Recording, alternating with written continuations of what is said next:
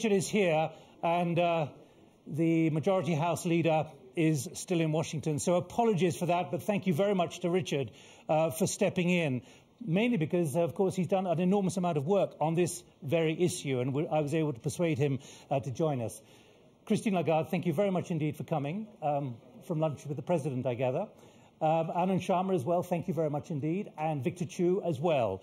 So that is our panel. We're sort of about to lock the doors because with a live broadcast, obviously there are certain constraints. It is like a studio in here. The first thing I'm going to ask you all to do is take off your badges. Otherwise, it looks like you've come to a camp. And I'm sure that's really not the impression you want to leave. I know some of you have heard me say this before, but if you're feeling a bit jet-lagged, and it can be like that sometime in Davos and elsewhere around the world, if you feel like you're going to drop off, please don't do it too publicly, and please don't snore. Otherwise, we'll hear you, and we might take offense as well. And I know a lot of you have got iPads, Blackberries, HTCs, everything under the sun. I just have to remind you, much as we're delighted that you take notes, if actually you want to just look at your email traffic, it can look a bit odd in the middle of a television debate. So best if you can refrain from that for at least the next hour. Now, this is a live broadcast, and we have to go to a break at about 1/2 the hour. We will continue the debate, but in the 4 minutes when we go back to London, because this is also going to be broadcast many times over the weekend, and we have to do a bit of tinkering with and editing to bring it together. It's also going out for 58 minutes on World Service Radio and as well online. So we've got to do a bit of extra finessing, and I'm going to ask for your patience, understanding, and hopefully your willingness to help me on one particular issue. We will end the programme at about 10 to the hour. But please don't get up if you've applauded, don't get up at the end, because we want to then ask one more question, which will then be available for the radio broadcast. So please stay in your seats until the top of the hour. And all of you, I know, have lots of other things to go to, but that's what I'd be grateful if you could do. Don't leave. I'm now going to do the live trail, and then I will brief you a little more on how we're going to do this. Could you just swing?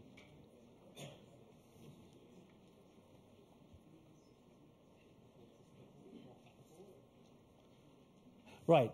We're going live for a trail at the moment. So this is live television by satellite around the world.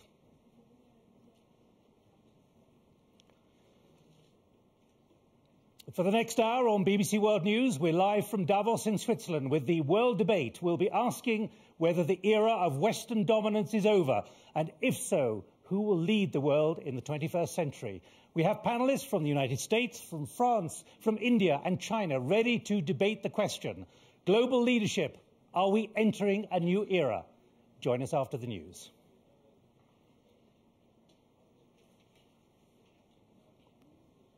Okay, we've now got 4 minutes. So, I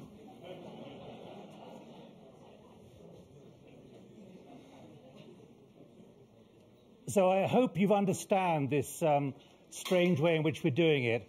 When I go to the break at about 1/2, I'm going to continue the discussion for about 3.5 minutes. Then I'm going to pause, and we're going to come back and continue the discussion. At the end, I'm going to say thank you for the end of the programme, and you'll hopefully applaud. But stay in your seat, because I'm then going to go and ask one more question. And I know Richard particularly and the Minister do have to leave, but I ask your patience on this. The questions are essentially going to come from the floor in this discussion, rather than from me, which is the way we want to do it with all of you. Some of you have told us in advance what you'd like to talk about. So if I ping certain people, that's why. Right. Richard is the director in the gallery, and Neil is the producer, and all of them are talking to me in my ear. Is there anything else I need to mention in the final moments before we go live?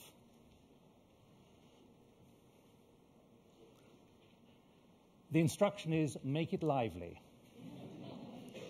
So it's in your hands. Now, there are 4 microphones around, and 1 or 2 microphones have already been distributed. So we want to make it flow as quickly as possible. There'll be cameras moving around. But if you haven't got a microphone, we can't hear you, obviously. And there's no aerial mic coming in your direction. Now, Minister, anything from your side? Anything from your side? You're in my hands. How do we call you, sir? Well, you can. Nick. Just don't bother to call me anything. It's probably safer that way. His name is Nick. Nick. Okay. Nick, call me. You can call me Nick if you want. But Monsieur? Christine, do you want your papers there, or shall I just? I'll call you Nick then. Okay. In return, would you like your papers? I can put them down here. Is that okay? Something back in class. Because I'm told. No notes.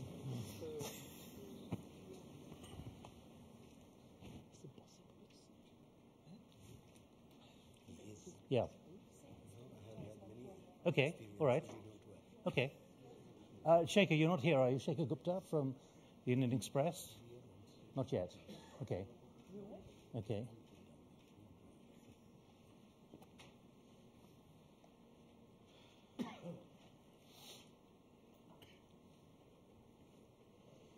One minute to air.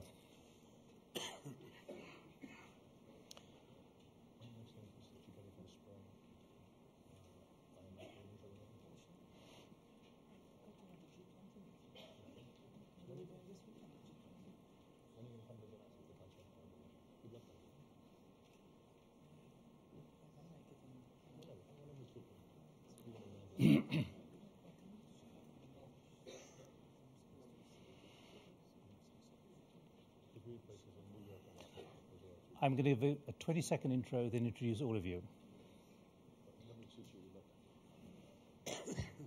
say? 20-second intro, and then it's out.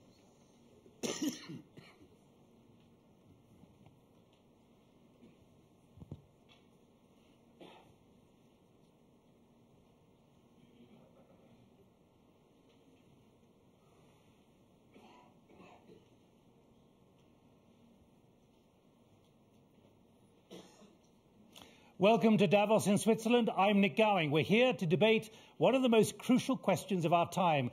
Who leads the world now? With the dramatic growth of the emerging economies, we're asking if the era of Western global leadership is now in terminal decline.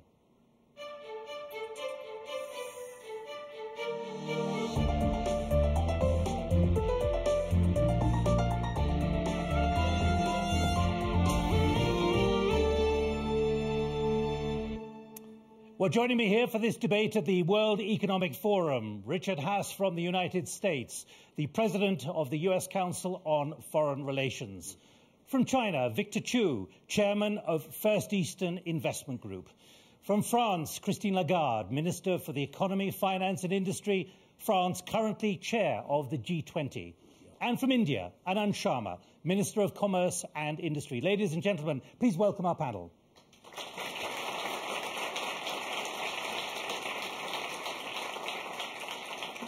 Now, because we're here at the World Economic Forum, we want to hear as many views as possible from the distinguished people here.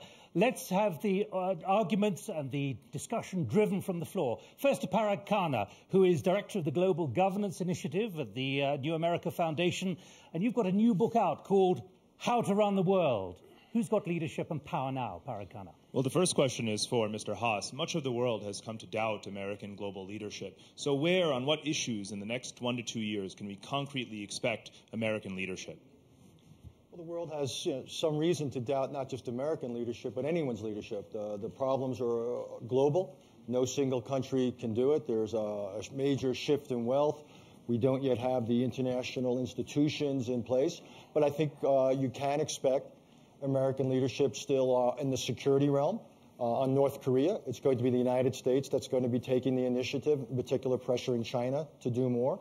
On Iran, to try to slow or stop, if possible, Iran's march towards nuclear weapons. I think in general on security issues in the greater Middle East, which have bedeviled the world. I also think you'll see the United States increasingly active in Asian security institutions. We've been invited to join the so-called EAS, the East Asian Summit. Where I think there's going to be less American leadership are on issues like trade, where the administration has been a reluctant participant, on the environment, where there's no domestic consensus on which way to go, and on that sort of issue, where probably also on currency issues, where the world lacks the mechanisms. So you'll see American leadership, but as is often the case, it will be selective and in some ways vary from issue to issue. Christine Lagarde, the view from France. You are chair of the G20 at the moment. Do you see the role and the status of American leadership changing? I see the role of leadership changing around the planet, not just in the United States. And clearly the challenge of the G20 will be to demonstrate that globally we can exercise leadership in the interest of the people. In my view, it should be leadership for the people, and it shouldn't be leadership in the name of experts. That's what I'm most concerned about. Let me pick up, though, on what Parag Khan is driving at. Victor Chu, how are you seeing American leadership at the moment? Declining? Well, I think the era of one country claiming supremacy is over. I think the name of the game now is partnership, so that we can work closer together, to work on common grounds, to mitigate differences, so that we can deliver a better world for our children. And Anand Sharma, the view from Delhi. Well, the world has seen a transformation, a tectonic shift in the last 2 decades. The last century was dominated by conflicts and also the rise of America. But politically, clearly, there were 2 blocks until 1990 when the Berlin Wall came down. After that, sweeping changes have taken place in many economies of the world, particularly what are referred to as the emerging economies. So it's not a question of shift of leadership. There is an economic shift which has already taken place. 48% of the global GDP is coming from the emerging economies. 85% of the population of this planet lives in our countries. So it's bound to be there that the order has to change. It should be inclusive, it has to be representative, it has to be democratic. But I do not subscribe to this viewpoint that US leadership is gone. US will continue to play, so will EU, so will China, so will India. Because the world order as such must reflect the contemporary global realities, all the multilateral organizations. And I fully agree with Richard and Christine. There was a phase, particularly in the early 90s, when it was said that there's a phase of unipolarity. We always said, transient phase of unipolarity, the world cannot be governed like this. It will be a multipolar order which is emerging. Parag Khan, let me just come back to you, because the point you're making in your new study is technology and money, not sovereignty, are now what is dictating power. What do you mean by that? What I mean is that, in fact, the institutions that you've mentioned, such as the G20 or NATO, actually lack the capacity to implement the kinds of transformative goals that you have in mind, whether it's respect to Iran, with military threats, or with respect to the global economy in the G20. Where are we actually going to see diplomatic mechanisms created that can actually change the game with respect to Iran, for example, or the global economy? Because the existing institutions that we're working with now are not doing that. Christine Lagarde, do you feel that about the G20, which you are now chair of?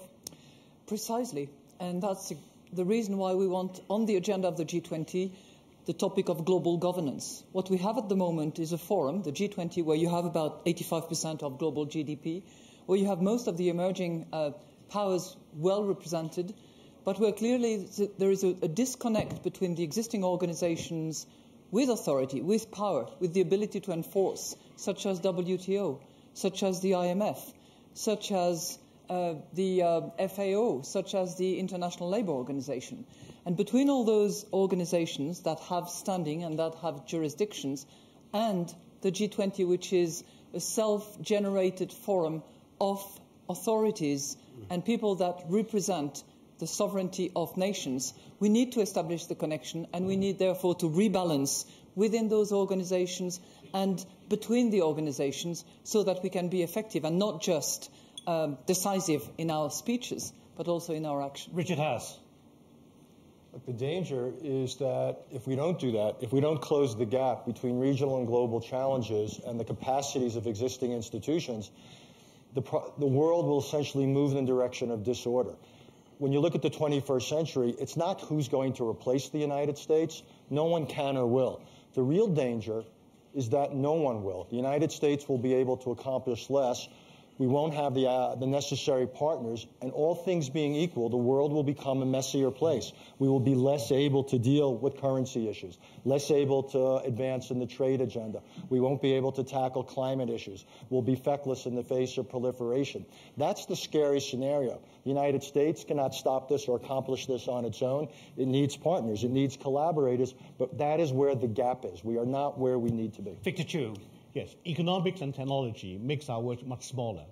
In an interconnected and globally interdependent world, legitimacy of global institutions is important. The global institutions we have in place today are formed mostly 50 years ago. So new realities require new solutions. So the legitimacy of the new architecture will have to involve both the East and West, developed and developing economies. Anand Sharma, The View from Delhi. Well, the global political and economic architecture must change. Is it changing fast enough? No, because United Nations Security Council, for the first time, 3 IPSA countries have taken their place as a non-permanent member, India, Brazil, and South Africa together. But we have been saying for long the need for reforms, and that has been endorsed by all the major countries, but yet it has not taken place. How can we have a representative multilateral body like the Security Council addressing global issues, tensions, conflicts, which has no representation from the entire continent of Africa, no representation from the entire Latin Americas and Caribbean, and the largest democracy on this planet is excluded, and decisions have to be made about the world without the world being represented? It's unfair. Same goes for the IMF and the World Bank. It's good that the G20 now has become a more representative forum, but things must move faster, because what the world is seeing, I agree with Victor Chu, interdependent, opportunities fly faster, capital moves very quickly, information, but also challenges, what we saw in the wake of the worst economic crisis. Richard House. So therefore, global challenges must have global solutions and a global leadership. True that you need global participation, and we lack legitimacy, we lack the necessary players, but we shouldn't kid ourselves. Inclusion and participation will complicate the process as much as help it. Look at Copenhagen, look at the Doha round. More countries, greater participation often makes it more, not less, difficult to reach consensus and implement the necessary solutions. Let me take another view from India. Shekhar Gupta is here, Editor-in-Chief of the Indian Express Media Group in Delhi. Shekhar Gupta, your question. Well, I have a larger question, since we all seem to believe that there's a churning going on. In this churning, are US and Europe equal losers? Or if I can have a loaded follow-up, could it be that the US, given its flexibility and robustness, is in better position to deal with change, and maybe China and India will now rise, mostly at the cost of Europe? I'll speak about the United States. I think the biggest challenge to the United States is not a rising China, it's not India or nuclear Iran or anything else, it's ourselves. The United States has got to address the fundamentals of its economy. We've got to deal with our fiscal challenge. We've got to improve the quality of our public education, kindergarten through 12th grade. Anyone who's landed recently at Kennedy Airport knows we have a major infrastructure problem. The United States faces challenges in its capacity to lead, but they're largely internal. It's interesting. The biggest foreign policy challenges facing the United States are domestic policy challenges. Does America realize that? Does the new Congress realize that? That is where we are beginning. If you look at the president's speech the other night, the State of the Union, he talked about many of these issues. The agenda's out there. I think it's a fair and open question. And if Eric Cantor had been here, it would have been good to pose to him. Is there the beginnings of a consensus in the United States to do what needs doing? I'll be honest. I don't see it yet. It's easier to articulate the problems and the questions than it is to see where the answers are coming from. Victor Chu, do you see, I mean, there's a degree of self-flagellation about America here, very openly here from someone who's in the State Department running U.S. policy not so many years ago. What do you think? Do you see America in that role now, not willing to accept its own weaknesses? I think long-term, East and the West either prosper or perish together. So I don't think there's a zero-sum game. We have to partner closely in order to achieve a win-win solution. Is there a will for that after the President's visit last week to Washington? Absolutely. I think it is also in the West's interest to help China and indeed India to make sure these great powers, or greater powers to be, will grow in stature and they will become constructive international players. Words are one thing on the White House lawn, but do you believe there really is political will to do that? there is political will, but politics is local, problems are global. We'll need a lot more political will to sustain the short-term enthusiasm. Christine Lagarde, that question from Shekhar Gupta. Well, number one, I thought it was really fascinating to hear the President of the United States recognize the quality of trains in China, the quality of infrastructure in Europe, and the quality of innovation in other parts of the world.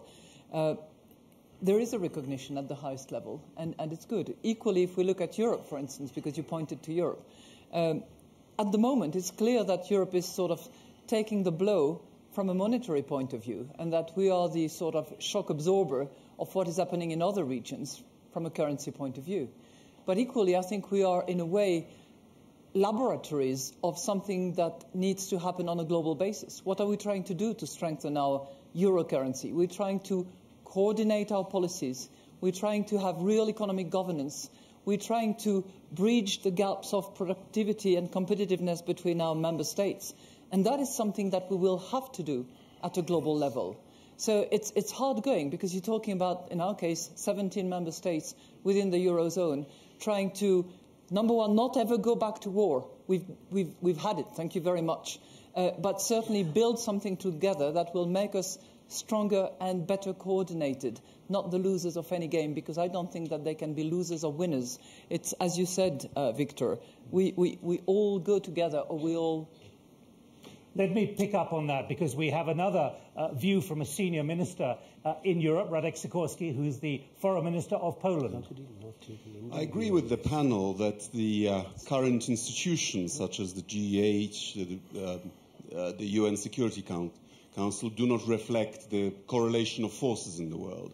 And I believe that the G20 could provide global leadership, provided it becomes more representative, because still some important players are not included. Norway, Vietnam, Poland is the 21st economy in the world. And I would like to offer you a solution. Namely, we as Europe are an economic superpower, and in trade matters we have pooled our sovereignty, and we're represented by the European Commission. As a result of the crisis, we'll probably strengthen our economic management on a European basis as well. So why don't we get represented in the G20 by the European Commission? We would then have room to include other important players, and the G20 could become have a real role in global leadership. And quickly, while you have the microphone, Radek Sikorski, do you accept that leadership and the role of leadership and the nature of leadership is changing very fast? Yes, it is, but I don't agree with those who say that that organizations can solve problems that nation states can't. Because all these multilateral organizations only have as much power as we, representatives of the nation states, give them. Christine Lagarde, there you are. You've got the tiller of the G20 in your hands. Do you accept the limitations of what you've taken on? The limitation of the job of the G20, running the G20? In the way that Radek Sikorski is highlighting now. As we take over the presidency, of course there are limitations. And of course, for decisions that have been made to be effective, it takes the member states, it takes the nations to actually implement on the ground. Take, for instance, financial regulations. We decided back in Washington, right after the financial crisis, that there would be no market, no products, no players that would go without regulation, without supervision. How does it work? It takes the Congress in the United States to vote the Dodd-Frank agreement. It takes the Europeans to all agree that there will be coordinated supervision in banking, in insurance, and in markets.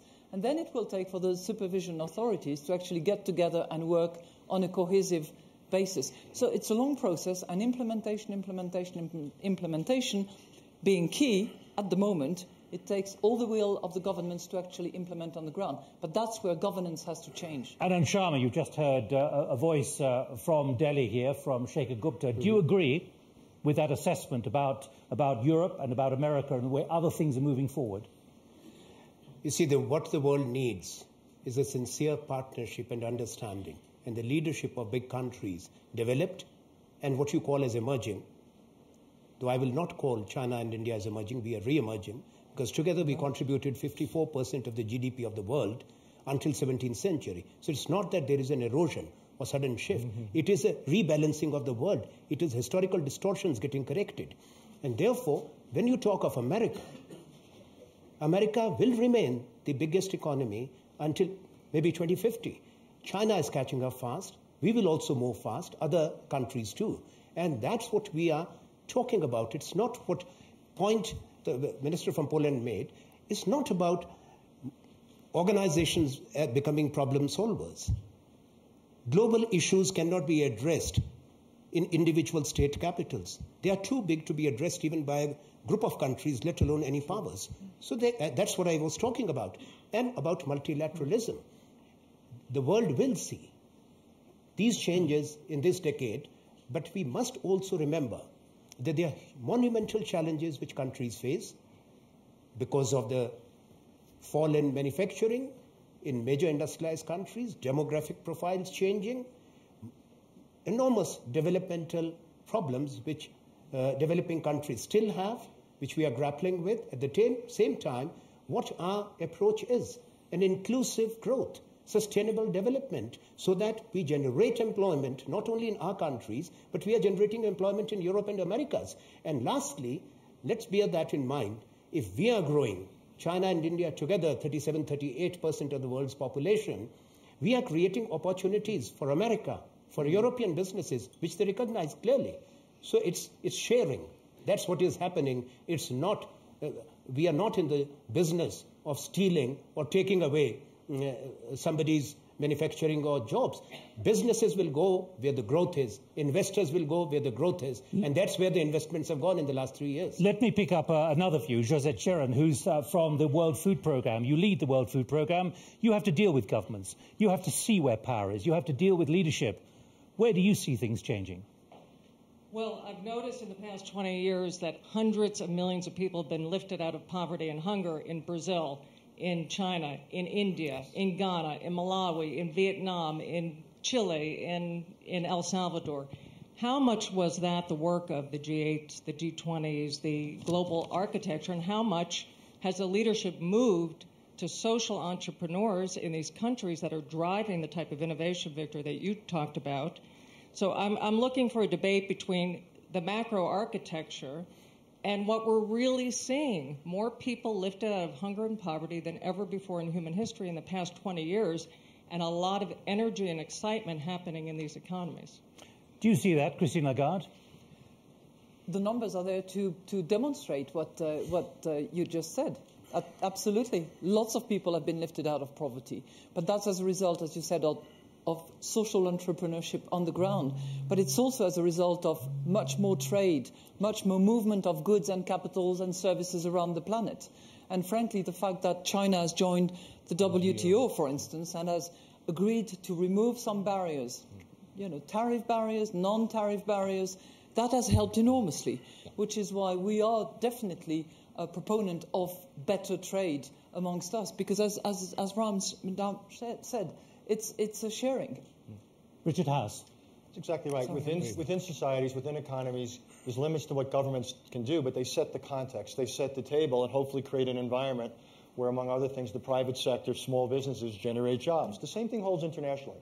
What governments can usually do is set the overall context. The WTO is one of the most important drivers of international development we have, which is why, by the way, it's so frustrating that we can't advance the trade process. But in general, what governments can do internationally is create a context in which individuals, private sector, and so forth can flourish. But it does get at a larger problem. It's not enough to see these questions mechanistically. It's not simply a question of bringing one in. The substance of the policies matters. And I think a challenge for India and China, with all due respect, is how they are going to balance their continuing emphasis on domestic development with the fact that they're also being asked to take on a large global role. Will they be willing to work with the United States and Europe, if you will, providing a global commons, doing things for others, or will their foreign policies largely still reflect their perceived domestic needs for growth? And I think there's a tension there. Victor Chu, how would you describe that feeling, particularly in Beijing, in relation to what Richard has just raised? I think in principle, obviously, that is consistent with China and indeed India's aspiration is to work with our friends to make a better world. But who is dictating the rules? Who are the rules being discussed? And Are they being discussed on equal terms?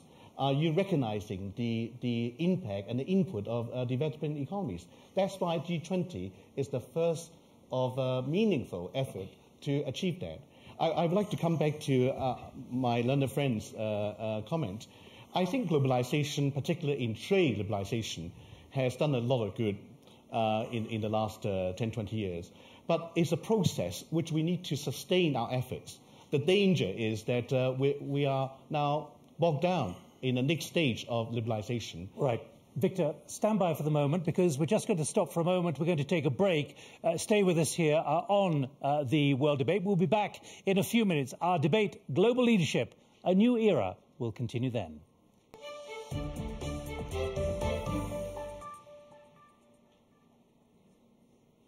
Victor, do you want to add anything more to what you've just said? Because I interrupted you slightly. Picking up on particularly who is dictating. Right. No, I think I made my point. Okay. Yeah. Anand Sharma, who is dictating, this question of who now is dictating, the view from Josette about social entrepreneurship?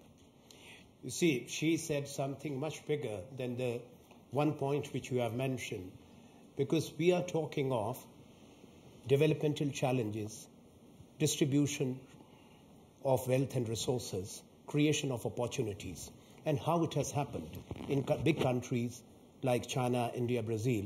It's because of the initiative. The growth models of countries are different.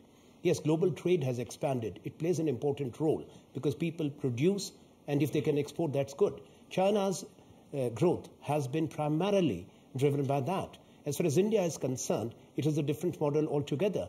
It's driven by domestic consumption.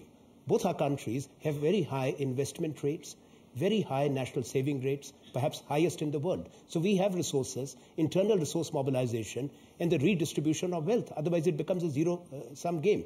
So what we have been able to create, the opportunities, it has not been that there has been huge transfer of funds or capital from the industrialized world to the developing countries, particularly to sub-Saharan Africa or to poorer countries in Caribbean or in South America. If you look at the Millennium Resolve, Millennium Developmental Goals, how much has been transferred? That's what I would urge, that G7 countries to America, Euro, EU, they have to demonstrate that they have a firm commitment to help the poorer of the countries through transfer of technology, transfer of resources, even on issues of climate change and poverty alleviation. We are talking of a world which you must recognize where 1.2 billion people go hungry to bed.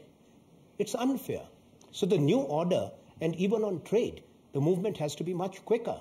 A rule-based multilateral trade regime should be put in place, which is fair and equitable, which corrects the historical distortions. Josette Sheeran, is that beginning to address the issues which you raised? Well, it is. I'd like to put a specific example on the table. We're facing perhaps another food crisis. France is showing great leadership in the G20 to put this on the table. Who's responsible to fix it? You've got the social entrepreneurs trying to deal with it, and here I think the rub comes between the architecture and the real world of people where prices are going up in food. Let me ask that. Who's going to fix it? Do you have a clarity of who's going to fix this? Richard Haas. No, it's not. There's no mechanism for fix this. There's no consensus on how to fix it. So we have to assume it's like many things in international relations. It's going to be messy. Markets are going to have a tremendous impact. Governments will intervene to some extent to ameliorate the effects of markets. But the word solution should probably be banned from the rest of our conversation. Christine Lagarde.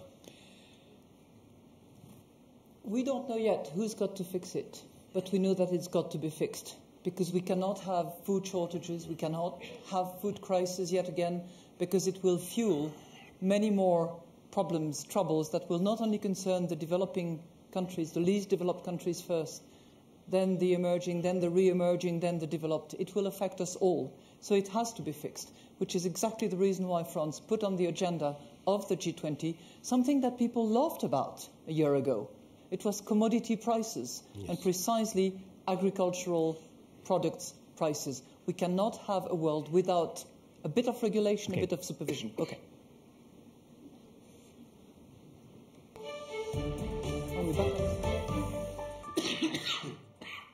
Welcome back to the BBC World Debate on global leadership in the 21st century. I'm Nick Gowing, and we're in Davos. With me on the panel from the United States, Richard Haass, President of the Council on Foreign Relations.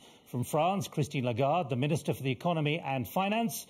From India, Anand Sharma, Commerce and Industry Minister.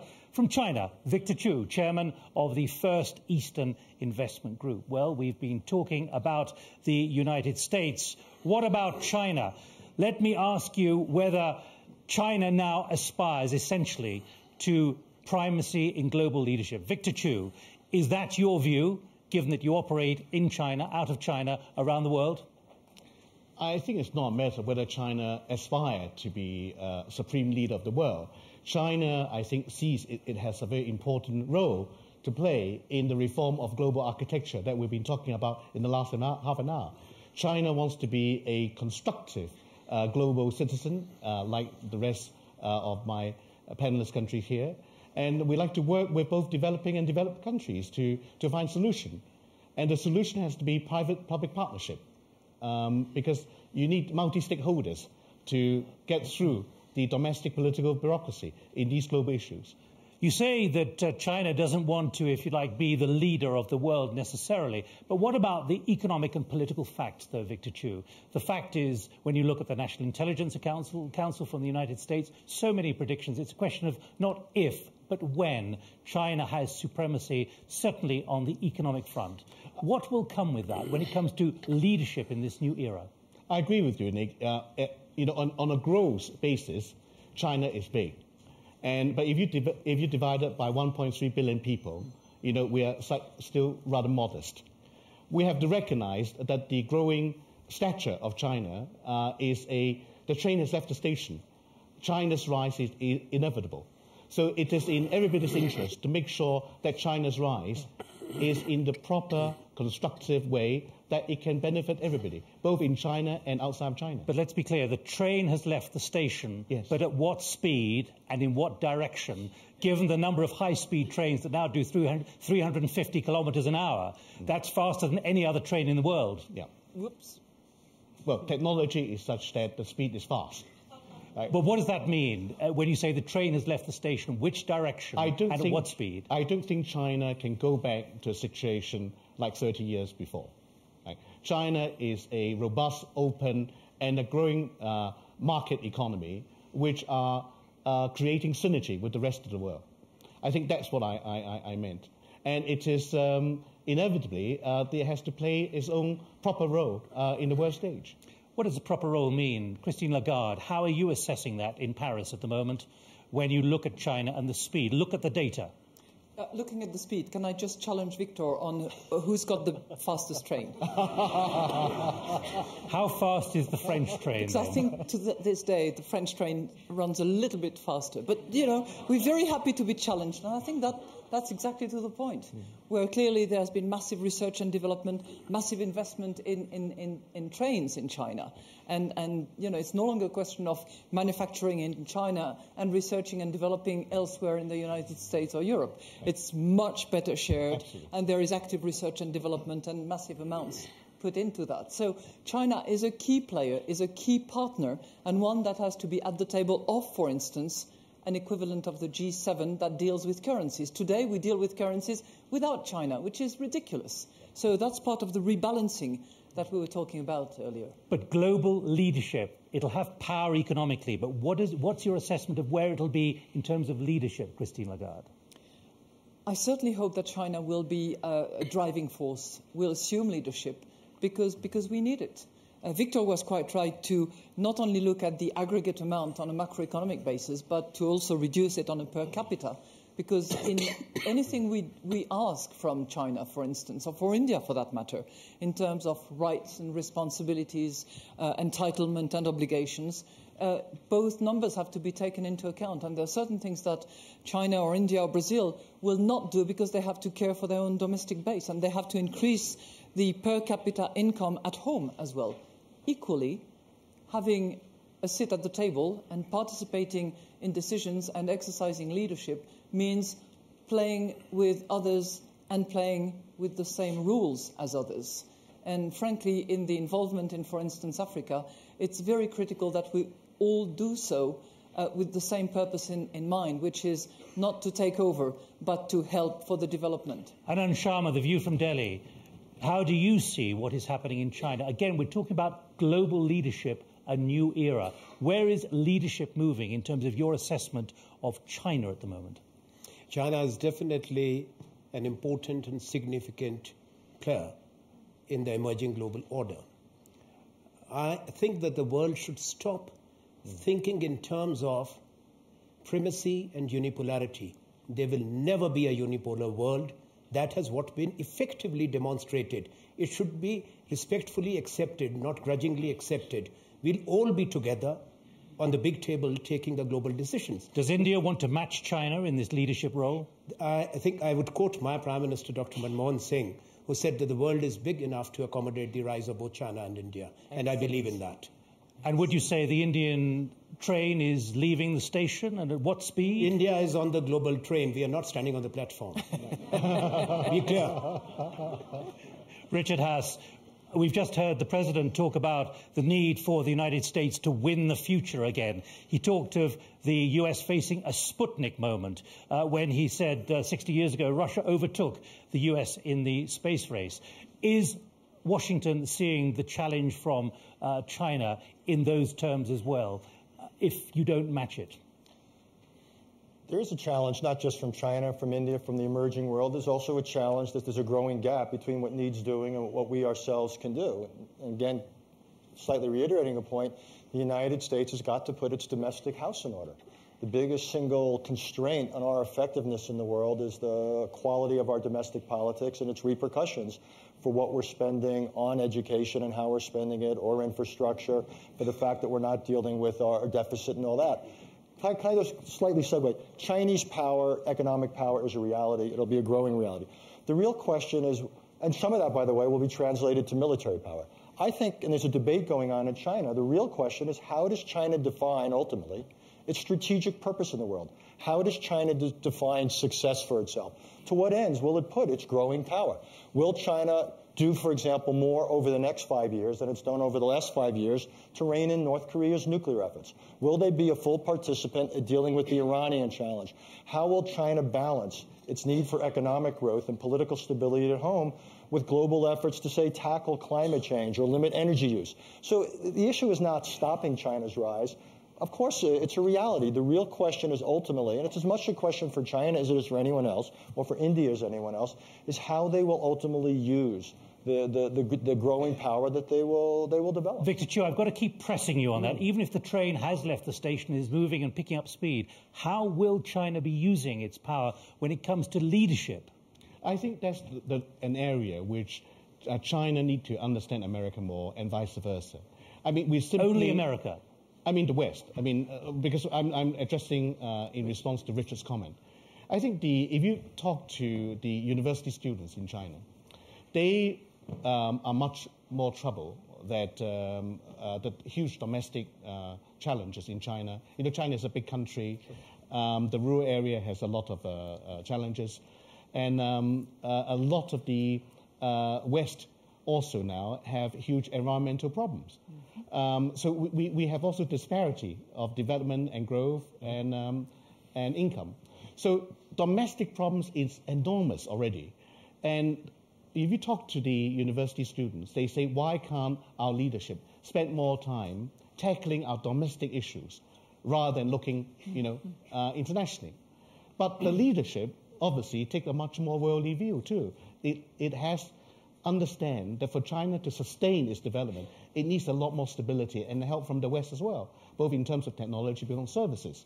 But today is not whether it's US or the West versus China or the other way around. It's how we can best find a solution to work together so that we can benefit from the diversity of the world.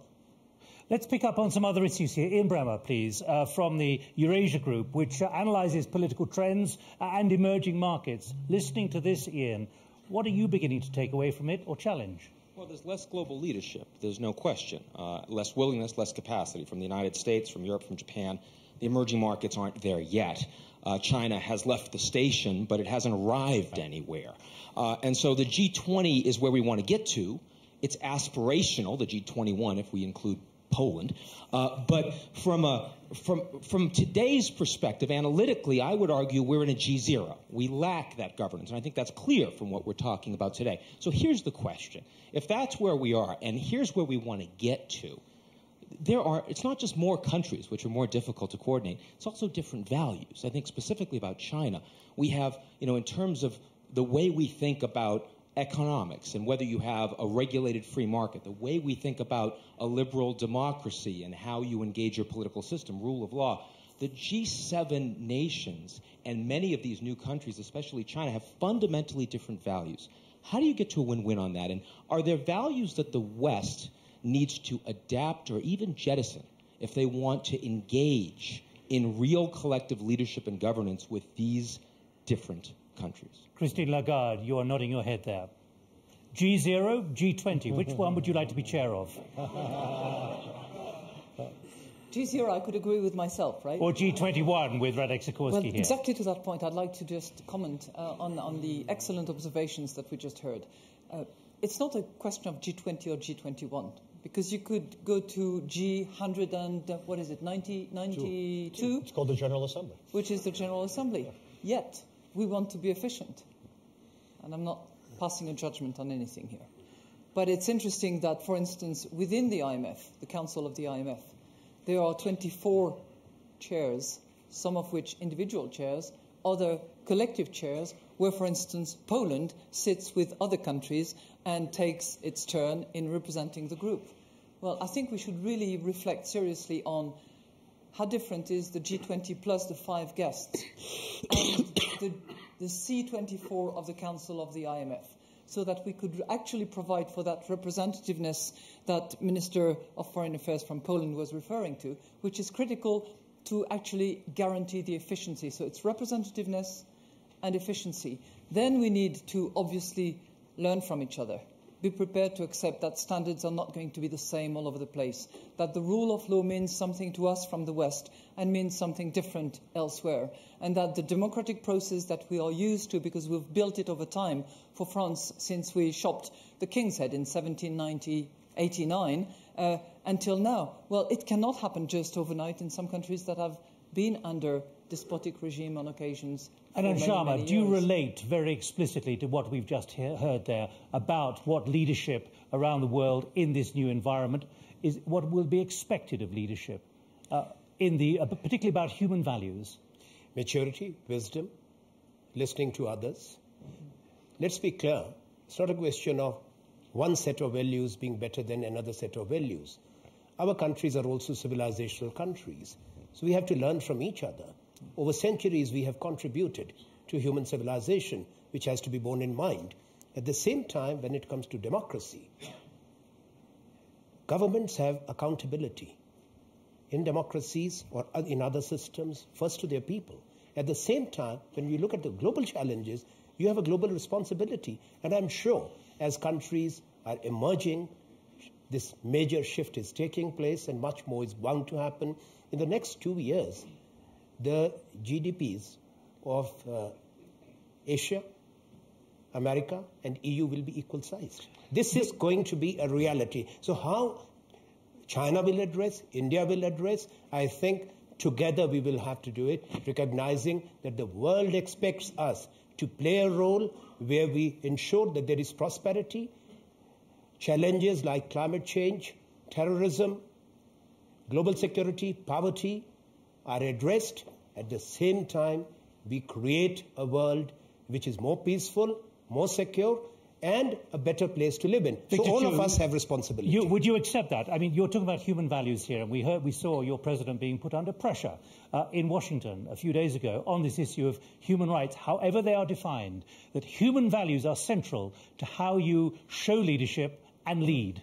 I agree with Minister Anand, and I want to address my Northern friend's question. A sophisticated student in China could ask the same question of the Western leadership too. Okay, so it's not. So I think it's important that we have to respect and appreciate everybody's different culture, different historical background, different base from which development is being accelerated. I think the key point to realize is in China, there's a lot of importance attached to human development as well. Just because China has a particular political system, which is not what we say liberal democracy as we understand it, it doesn't mean that within that system there's no checks and balances. There's a lot more checks and balances in China than many so-called liberal democracies do. America is not perfect. China is not perfect. We have to be open-minded enough to learn from each other so that we can come to a middle ground to achieve something concrete rather than just to talk. We have to agree on a set of rules which is the input of as many constituents and stakeholders as possible so that there's more authority in that rule system. Richard Haas, do you think with these shifting sands of leadership that there has in the Western community, particularly in the United States, to be a reassessment of human values, given what we've just heard? There needs to be some reassessment of the nature of global leadership. The United States is going to have to adjust from what was described here as unipolarity, a unique position after the end of the Cold War. We're going to have to decide, in order to get the Chinas, the Indias, and others to work with us, where are we willing to compromise? We can't simply say, here are the rules, you have to work with us on our basis of rules. It's got to be, if you will, a joint process of coming up with a set of rules. That said, and there always is a that said, there's got to also be a limit to the relativism.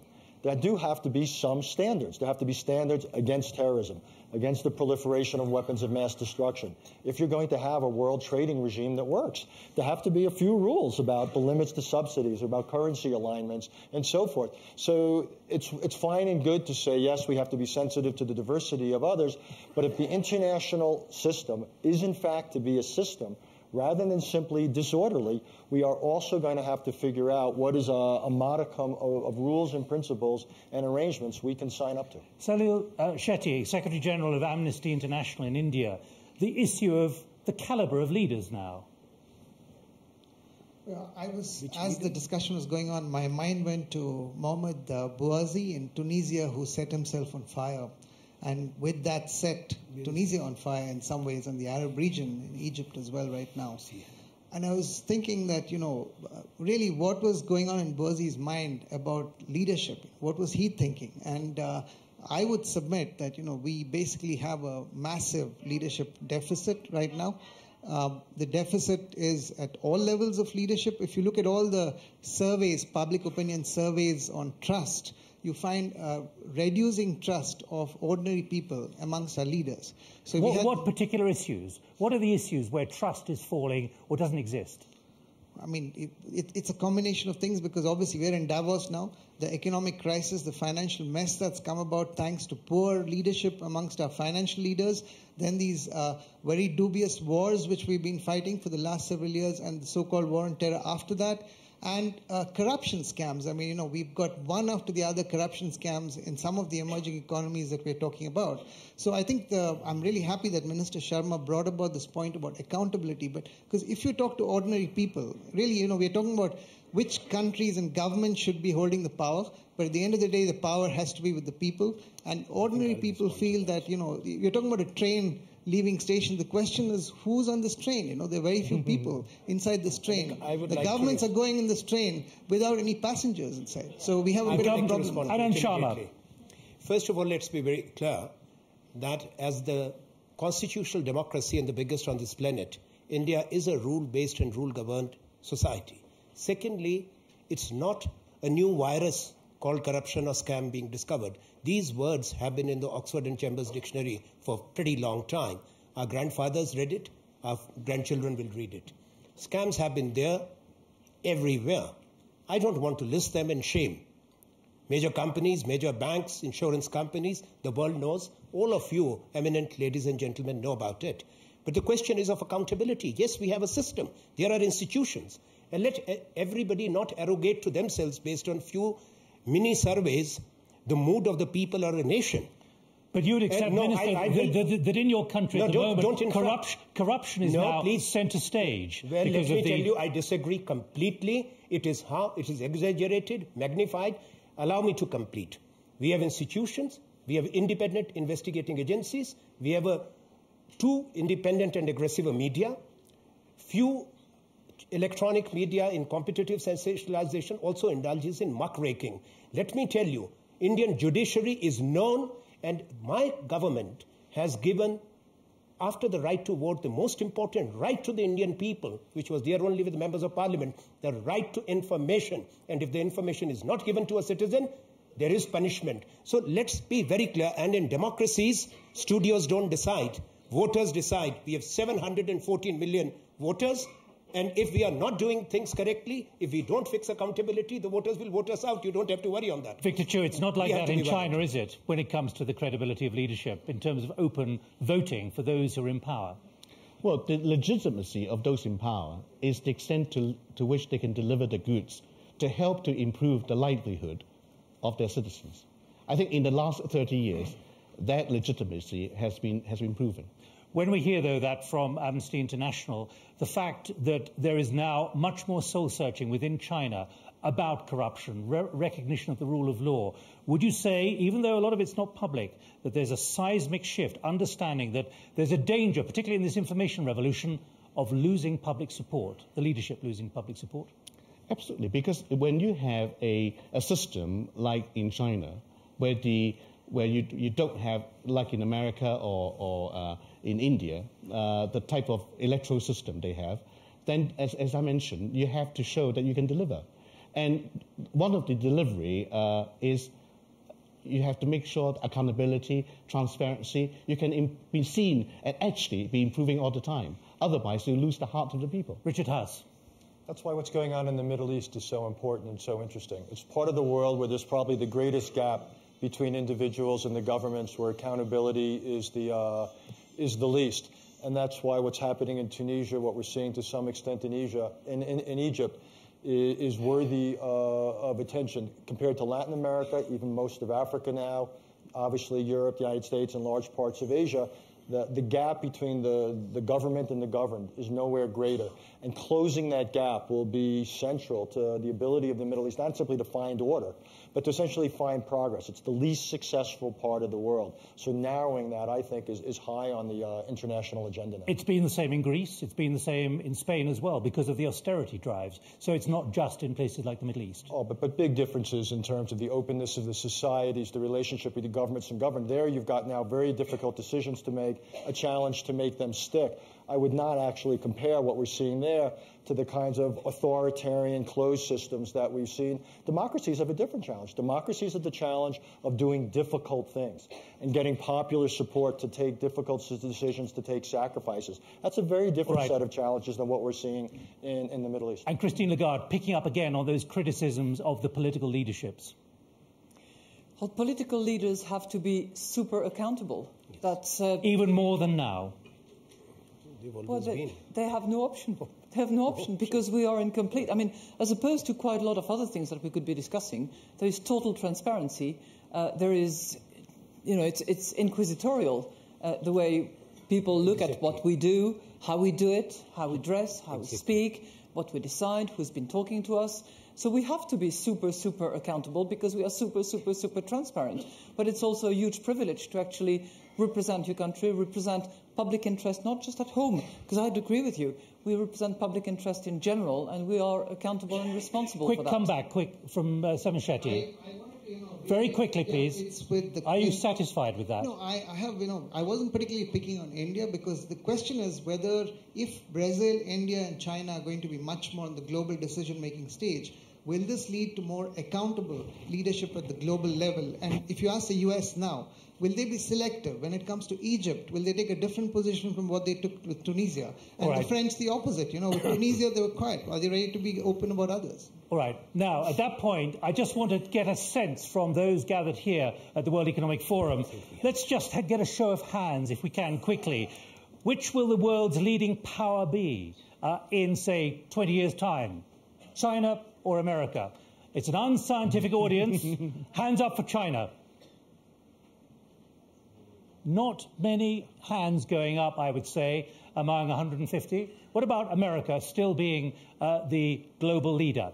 Well, I have to say the vast majority of those here at the World Economic Forum in this small gathering think that America will still be the leading power in, say, 20 years' time. Can I thank you all very much indeed for at least addressing this very critical issue, the debate on global leadership. That's it from our debate from the World Economic Forum. Thank you to our panel. Thank you to our audience here in Davos and to you, our global audience around the world on radio, television and online. From me, Nick Gowing, thanks for joining us. Bye-bye.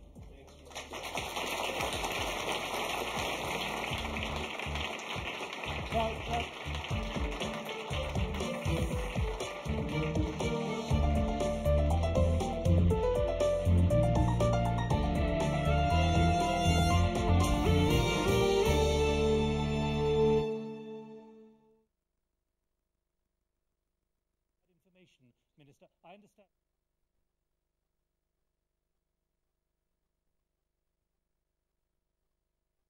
Can I come to you? Are we still recording? And I still need that bit of auto cue up, please. Okay, let's just pick up on that particular issue of information and the new information generation. Trevor Doherty, you're from the United States, one of the youngest people here. How are you seeing leadership at the moment? Yeah, well, I'm a global change maker with the British Council, and I think that it's being heavily impacted by internet activism, which has become a powerful new force to either support or subvert established political structures. And what is the impact, in your view, at your age, on leadership and your respect for it? Well, I mean, I think it has a huge impact on leadership. It makes leaders accountable, it makes governments accountable, and it allows citizens to be involved in the governance of their countries. Are you, ministers, feeling the chill wind of this, the new information revolution, the power of the mobile phone, the power of Facebook, not just in Tunisia but in France, the answerability that is forced on you and the accountability, Minister? Yeah, absolutely. I think the internet revolution has been instrumental in making a lot of things more transparent. WikiLeaks is one example, for instance. But let me say this. I think that however great it is and however more transparent it makes us, it needs rules. It needs a few principles and values. The right to be away and forgotten, for instance. Right to access. The sharing of resources between the authors and the pipes.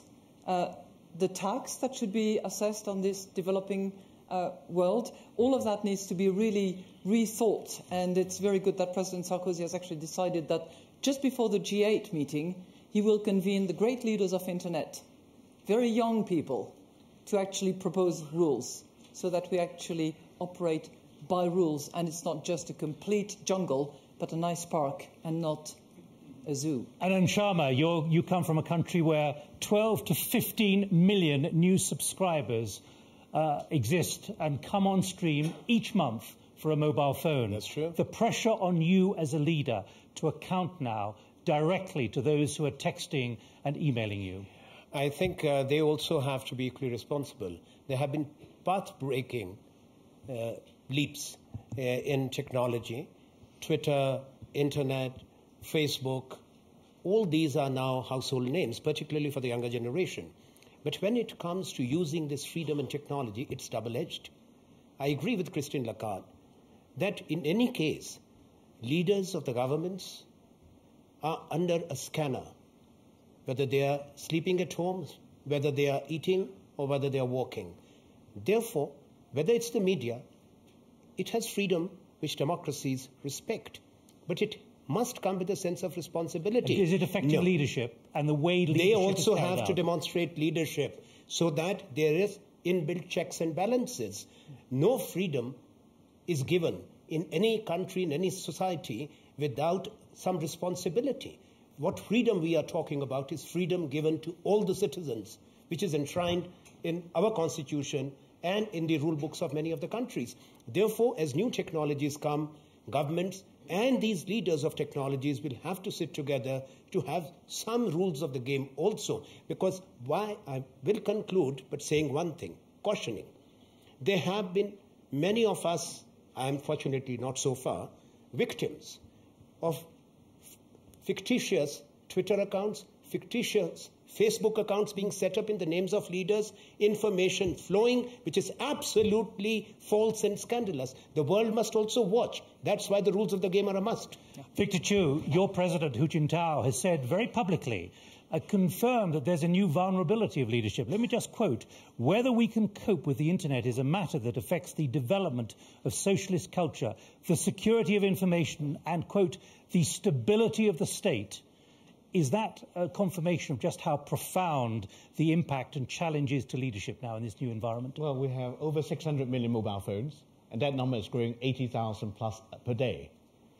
So you can see the massive size of the potential problem. And I think the jury is still out how this particular digital revolution should be regulated. But acceptance that it's affecting the quality and the direction of leadership? Of course it is affecting leadership, because you need to respond pronto. You don't really have time even to think. I mean, in 20 years' time, it will be different, because children of today, when they become government leaders, they are used to that type of instant reaction. Will they think faster? Yeah, think faster. But the leaders of today come from the era of telephone and fax machines only. Finally, Richard House, your assessment as you stand back, having been in government, about the impact of this new information revolution on the quality, caliber and direction of leadership in this new era. Well, I will give you the perspective of someone from the world, from the country of fast communication and slow trains. As recognized by the President. It's the 20th anniversary of the Gulf War, and that was in some ways the first CNN war. And what we've seen since then is 24/7 news cycles, instant communications. All things being equal, these technologies have been more disruptive than not, and they've created more challenges than not. And there's a reaction lag. And I think right now the technologies are, for the most part, out in front. It's not simply a challenge to authoritarian or heavy statist regimes. It's a threat also, or challenge, not a threat. It's a challenge for democracies as well, about how to deal with the decentralization of information that travels at great speeds. It creates new networks that are often unregulated, challenges to traditional networks, for example, political parties and the rest. Our polities have to figure out how to adjust to it. We're simply not there yet. And are they nimble enough to accept the challenge and to work out those solutions, given the speed of technological change? We will see. The biggest challenge facing democracies right now is the ability to build mass support for taking difficult decisions. And the question about these new technologies, and I don't know the answer, is whether it makes it more or less difficult to build the potential support for difficult decisions. We'll see. Thank you all very much indeed. There we have to leave our debate from the World Economic Forum. Thank you to our panel. Thank you to our audience here in Davos, and to you, our global audience, around the world on radio, television, and online. From me, Nick Gowing, thanks for joining us. Bye-bye.